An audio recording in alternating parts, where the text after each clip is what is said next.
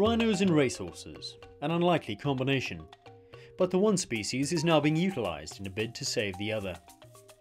On the magnificent Blue Canyon Conservancy in Hoedspruit and Mpumalanga, property owners have come out with guns blazing, so to speak, in their bid to keep the rhino population safe from poachers, even to the extent of enlisting the international PR assistance of the current Miss USA, Nana Merriweather.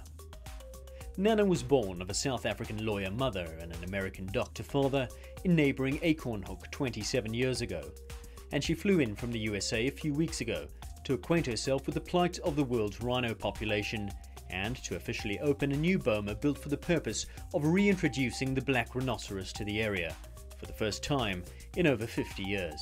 First, let me say welcome home. Thank you.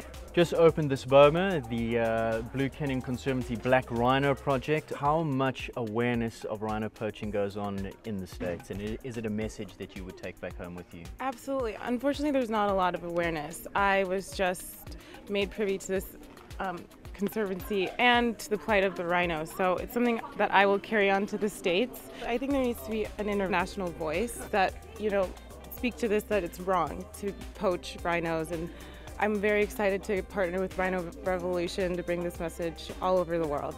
One morning I woke up here and I said, because we just lost a rhino on our conservancy, how can we fight this war holistically? And the one way of saving our rhino is a good old-fashioned way of defending them. It's not an offensive campaign, it's defensive, because the enemy is invisible.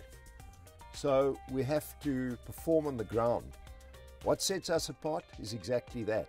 We have our teams out on the ground, we lie in wait for poachers, we're doing crime scene investigations collaboratively, and it means that if you apprehend poachers, it sticks. Dehorning was one of our projects.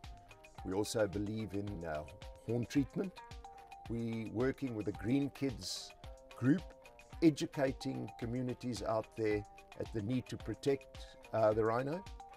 Horses is one of our tools. I think it's our most powerful tool. They work, they're efficient, they're brave, they get out into the bush. Trevor and I discussed it for a long time before we brought the horses in. The question of using thoroughbreds was always something that worried us, but it's worked very, very well. What we have discovered with them is they're very, very bold in the bush and they've adapted well. It would be nice if we could export this idea to other conservancies in the country, and I think it would be fantastic if the racing industry got together as a whole and could help fight the war on the poachers to save our rhino. Vastly experienced game ranger Tim Parker heads up the anti-poaching unit on the Conservancy. Aidan, it is a fairly new initiative involving horses. It's a nice concept to believe that we're using animals to save animals. The stables are situated as we currently stand here. Our problem is that we have to ride out and back in one day, and it's a long ride. So we're trying to set up little satellite camps on the Conservancy, outposts where we can ride out overnight the horses and patrol the whole area. On average, we spend about 5 to 6 hours in the saddle on one patrol. The red line indicates the boundary fence, which goes around the whole property. And we have 81 kilometers of boundary fence to patrol and manage, and obviously that's the vulnerable place because this is where the poachers come in from. Tell me exactly about this project, the horse side of Rhino Revolution. I think we're one of the first in this area to use horses from an anti-poaching perspective. We were very fortunate that the horses were donated to us, and I think the racehorse industry, it's a wonderful story for them to follow ex-racehorses that are being used to try and save a species. These 5 horses came from Zimbabwe, had never been in the bush before in their lives. I was very skeptical about using them in the bush initially because they're obviously a lot more highly strung than the normal crossbred horse, but they've settled down remarkably. These horses were hand-chosen from my stable. I brought 2 grooms with me from Zim, and they helped us school the horses, and they also helped us school the riders. The anti-poaching guides had never seen horses before, and they adapted very well too, very quickly. What are the advantages that horses bring as opposed to having a fleet of motorbikes that you would be able to traverse the ground with? Advantage is that the horses are quiet, so no one can hear you when you're moving through the bush. So all your senses are on alert. You can cover a lot more ground, you get to inaccessible areas where vehicles can't get to. You're not working, you're sitting on a horse that's comfortable. It's very, very easy to track from the back of a horse because of the height perspective. They leave no impact at all. It's like an animal in the veld, so they're leaving their hoof prints and that's all. We're very fortunate as well that I have one of the lionesses with a collar on. So before we go out on our patrols, I'm able to go onto my computer and see which area the lions are in and follow what they've been eating and how often they're feeding. So I've got a very good idea which area they are and whether they've just fed. 9 times out of 10 the lions will move away from you. Now let's talk about the poachers. What if you were out on patrol and there was a poaching incident that went down? What is the game plan? What are the guys being briefed to do? You have to assess the situation on the ground. If the guys are armed, it's obviously a different story. If they've actually taken a rhino down, it's a different story. If we saw poachers that were in with dogs, yes, you can run them down, try and chase them down. So it's very difficult to answer your question. I think it's more of a spur of the moment thing. When the event happens, you've got to make a snap decision then. I've got 3 guard camps with 4 guards in each, so we've got 12 guards and only 5 horses. And remember, at this stage we only have 1 picket, so all the horses are stabled over here.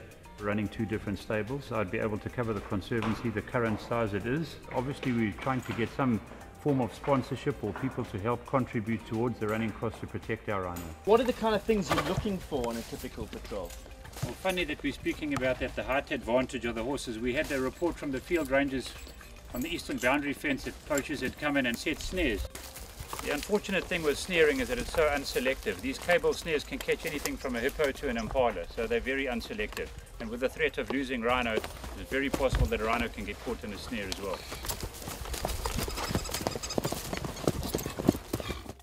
I'd like the racing industry to perhaps support us and see and understand, because I think working together there, I think the horses have legs, if I can use that. I think we have a big opportunity there. I'd love to see a meeting out there where the owners all come along and we have a certain percentage dedicated or put out there for horses, and we could then grow that. We are putting out a serious appeal, and I will promise people out there that they can come and have a look also where their money's being spent. They can get involved in various levels. Their uniforms, there's the guards, there's radios, there's cameras, feed program. You can have your horse retired and you have a passion and love for that horse. You can go out there, retire it, and help us by saying, you know, we'll give you 500 Rand a month, 1,000 Rand a month towards the retired horse, and they know that they're doing something. It's a touch and feel thing that they then have. And come and join us and make a difference. Vince, thank you, Tim. That was an awesome experience. Let's just jump off this lat. It's been a pleasure. Thanks for coming along, man. Thanks.